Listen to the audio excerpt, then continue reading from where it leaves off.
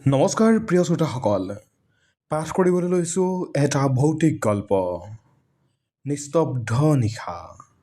আশা কৰিছোঁ আপোনালোকে আদৰি ল'ব। নিশা ট্ৰেভেলাৰখনৰ পৰা নামি অঞ্জনে ইফালে সিফালে এবাৰ চালে, কোনোবা চিনাকি মানুহক লগ পায় নেকি। কাৰণ মূল পথটোৰ পৰা ফাটি যোৱা আন এটা পথেৰে 1 কিলোমিটাৰ পথ ঘৰলৈ অঞ্জনে খোজকাঢ়ি যাব লাগিব। অঞ্জন নিৰাশ হ'ল। কোনো এটা নাই পথটোত। গোটেই দিনটোৱেই বতৰটো ডাৱৰীয়া। কিনকিনীয়া বৰষুণৰ লগে লগে মাজে মাজে বলি থকা ফেৰফেৰীয়া বতাহ দুই এজাকে বহাগ মাহতো ঠাণ্ডা ভাৱ এটা আনি দিছে। আকাশত দশমীৰ জোনটোৱে ডাৱৰ ফালি ভুমুকি মাৰিবলৈ চেষ্টা কৰি বিফল হৈছে। অঞ্জনে বেগটো পিঠিত ভালকৈ লৈ আগলৈ খোজ দিলে। মুম্বাইৰ কোম্পানী এটাত চাকৰি কৰা অঞ্জনে ছুটীত ঘৰলৈ আহিছে। কাৰণ তাৰ ভনীয়েক কাবেৰীৰ বিয়া। 3 দিন পাছতে বিয়া। অহা তাৰ দেৰিয়েই হৈছে। সি অহা ট্ৰেইনখন 2 ঘণ্টা পলম হোৱাৰ বাবে চহৰ পাওঁতে নিশা হৈ গ'ল। ভাগ্য ভাল যে কোনোমতে ট্ৰেভেলাৰখন পাই গ'ল। অঞ্জনে এনেই এবাৰ পিছলৈ ঘূৰি চালে। একো নেদেখি। একেবাৰে ঘোপ মৰা আন্ধাৰ। কোনোবা এটা লগ পোৱা হ'লে নিৰ্জন পথছোৱাত কথা পাতি গৈ ভাল লাগিল হয়। তাতে অলপ গৈয়ে পথৰ বাওঁকাষে শ্মশানখন আৰম্ভ হ'ব। অঞ্জন অলপ বিমূৰত পৰিল। সি চিন্তা কৰিলে, সি বাৰু ভয় কৰিছে নেকি? নাই নাই, কিহৰ ভয়? সি নিজকে নিজে সাহস দিবলৈ চেষ্টা কৰিলে। নিশা হয়তো 11 মানহে বাজিছে। কিন্তু পিছপৰা এই অঞ্চলৰ বাবে সেয়াই দুভাগ নিশাৰ দৰে। ঠিক তেনেতে দূৰৈত সুদু চৰাই এটাৰ কৰ্কশ মাত এটাই পৰিৱেশটো আৰু অধিক ভয়াল কৰি তুলিলে। অঞ্জনে খোজ খৰকে দিবলৈ ধৰিলে। ঠিক সেই সময়তে এজাক হিম চেঁচা শীতল বতাহে অঞ্জনক কঁপাই তুলিলে। অঞ্জন, আহি আছ? এটা চিনাকি মাতত অঞ্জনে তাৰ হেৰুৱা সাহস যেন ঘূৰাই পালে। হওক তেওঁ, অন্ততঃ অৱশেষত সি লগ এটা পালে। খন্তেক ৰৈ অঞ্জনে পাছলৈ ঘূৰি চালে। মাতটো চিনাকি যদিও কোন হ'ব পাৰে অঞ্জনে পিছলৈ ঘূৰি চাই হতাশ হ'ল। সিমান অন্ধকাৰত সি বগা বৰণৰ চোলা এটাৰ আভাসৰ বাহিৰে একো ধৰিব নোৱাৰিলে। অঞ্জন, মই দিবাকৰ। অচিন ব্যক্তিয়ে চিনাকি দিলে। অঞ্জন নিশ্চিন্ত হ'ল। ঠিকেই এইটো, এয়া দিবাকৰৰে চিনাকি কণ্ঠস্বৰ।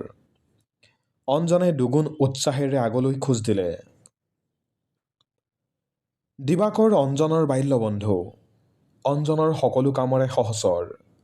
পঢ়া শুনা, খেলা ধূলা, গাঁৱৰ প্ৰতিটো উৎসৱত একেলগে আগভাগ লোৱা। শেষলৈ গাঁৱৰ মানুহে সিহঁত দুয়োকে জয় বিজয় বুলিহে মাতিছিল। যোৱা 5টা বছৰে সিহঁত এৰা এৰি হৈ আছিল যদিও মোবাইলতে যোগাযোগ চলি আছিল। কিন্তু কামৰ ব্যস্ততাৰ বাবে যোৱা এটা বছৰে সংযোগ বিচ্ছিন্ন হৈ পৰিছিল।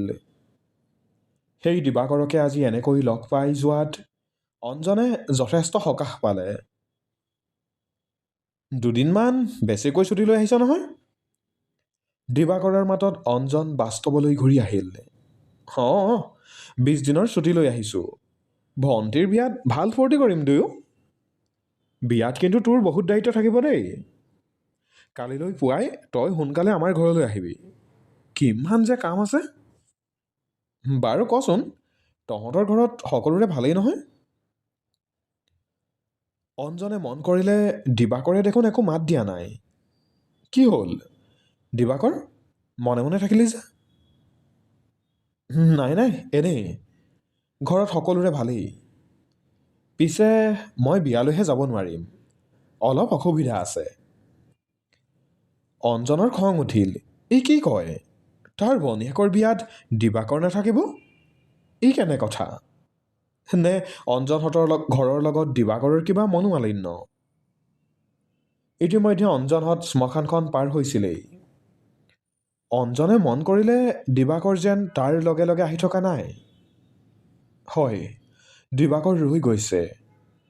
আন্ধাৰৰ বাবে তাৰ বগা চাৰ্টটোৰ পৰা তাৰ অৱস্থিতি অনুমান কৰিব পাৰি। মই আৰু আগলৈ নাযাওঁ অঞ্জন, মোৰ বৰ্তমান ঠিকনা ইয়াতেই। এই বুলি দিবাকৰ শ্মশানৰ ভিতৰলৈ সোমাই অদৃশ্য হৈ গ'ল।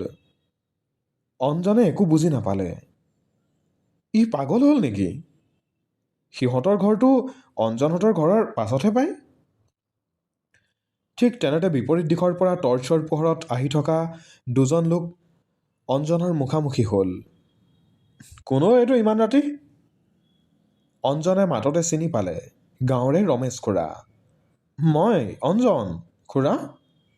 ইমান ৰাতি ক'ৰ পৰা? আমি সকাম এটা খাই আহিলোঁ। কিন্তু তুমি ইমান ৰাতি কৰিলা যে? গাড়ী দেৰি হ'ল।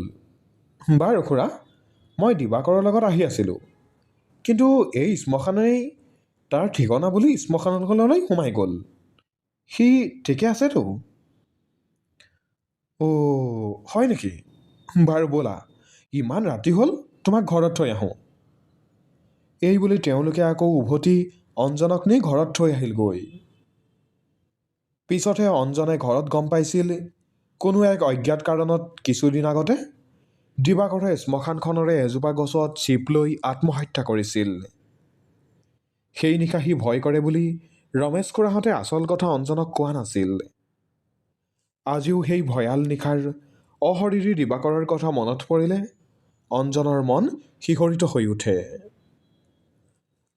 প্ৰিয় শ্ৰোতাসকল, ইমানতেই অন্ত পৰিছে নিজাম